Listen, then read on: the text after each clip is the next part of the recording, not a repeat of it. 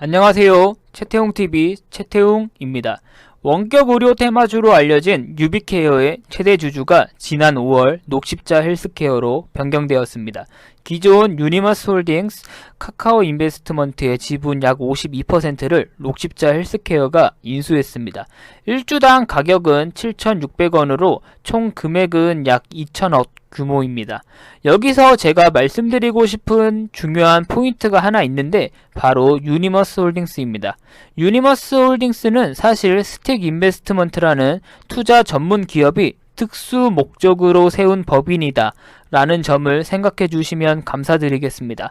따라서 결론부터 말씀드리면 제가 생각하는 유비케어의 최대 주주 변경건은 녹십자의 의도를 알 수 없고 인수로 인해 좋은 재료가 많아 주가 상승이 폭발적으로 이루어질 수도 있지만 장기적으로 보면 유비케어보다는 녹십자 측에 이득이 많을 것으로 생각됩니다.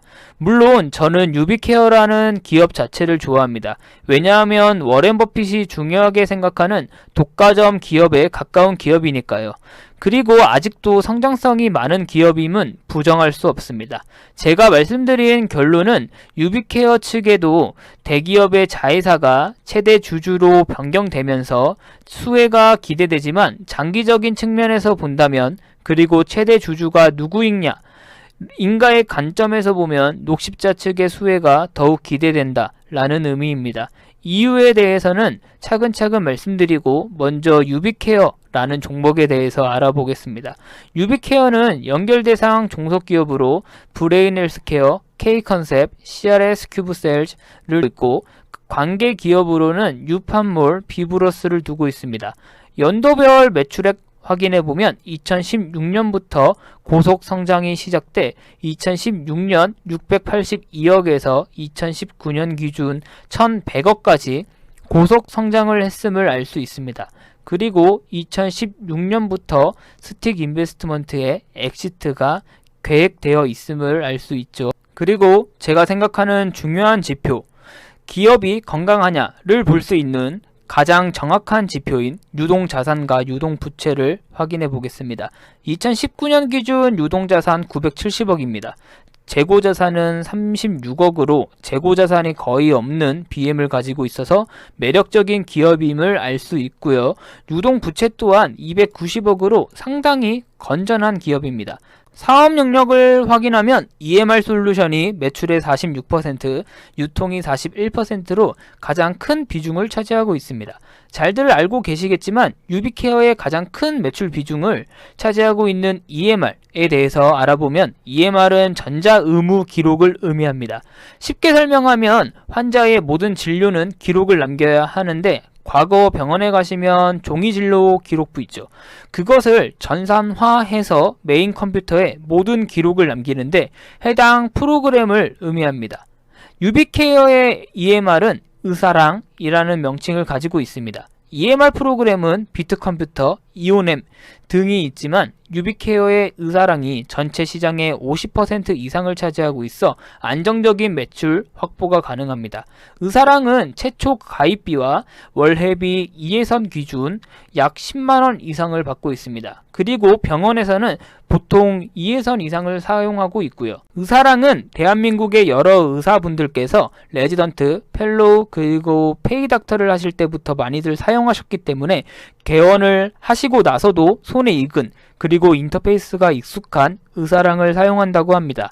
또한 여러 환자분들께서 의료보험을 통해 보험 적용을 받으실 텐데 의사분들은 해당 보험 적용 기준에 대해서 정확하지 않게 진료, 처방이 이루어지면 의사에게 환자분들이 적용받았던 보험 금액에 대해 페널티를 주게 됩니다. 해당 페널티를 흔히 보험 삭감이라 부르고 해당 보험 적용 금액을 의사에게 청구받아 보험금을 환수합니다. 그렇기 때문에 의사분들께서는 삭감에 대해 민감할 수밖에 없는데 이러한 문제를 의사랑 프로그램은 실시간으로 삭감이 되는지 확인해 볼 수 있는 기능이 탑재되어 있고 또한 점유율 1위 업체답게 소규모 지점이 많아 AS 프로그램, 원격 지원 프로그램 등의 서비스가 잘 이루어지고 있다는 장점이 있습니다. 또한 약국에서 사용되는 유팜의 시장 점유율은 32%, 환자들이 사용하는 모바일 병원 방문 접수 프로그램 똑딱 등을 통해 병원, 약국, 환자를 모두 아우르는 업체라고 할 수 있습니다. 더욱 기대되는 점은 몇십 년간의 시장 점유율 1위 업체라는 타이틀과 데이터를 통해 유비케어는 종합병원 데이터, 의원 데이터, 환자 개인 데이터, 약국 데이터, 약국 도매 데이터 등을 빅데이터화하고 있습니다. 빅데이터는 아마존, 중국의 알리바바 등의 유망한 업체에서 손꼽는 가장 중요한 키워드입니다. 이를 통해 유비케어는 원격의료 등의 사업 영역에서도 사업 포텐셜이 어마어마한 거고요. 이렇게 만들면 유비케어는 유망한 기업이고 녹십자라는 거대 제약사를 등에 업고 날아갈 것만 같은데 제 생각은 조금 다릅니다. 물론 유비케어에게도 대기업 제약사와의 시너지 효과를 기대할 수 있지만 오히려 시장 점유율 1위 업체를 품은 녹십자 헬스케어가 더욱 수혜를 받을 것 같습니다. 그동안 쌓아온 데이터들은 녹십자에게 분명 큰 힘이 될 것입니다.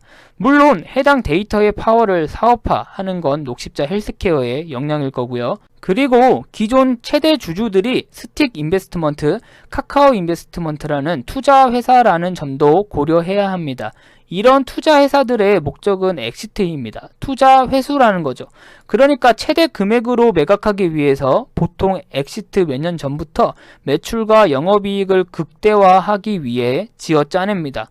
그렇기 때문에 기존 최대 주주들은 실적에 민감하고 실적 관리를 해왔을 텐데 녹십자는 과연 그럴 것이냐 라는 거죠.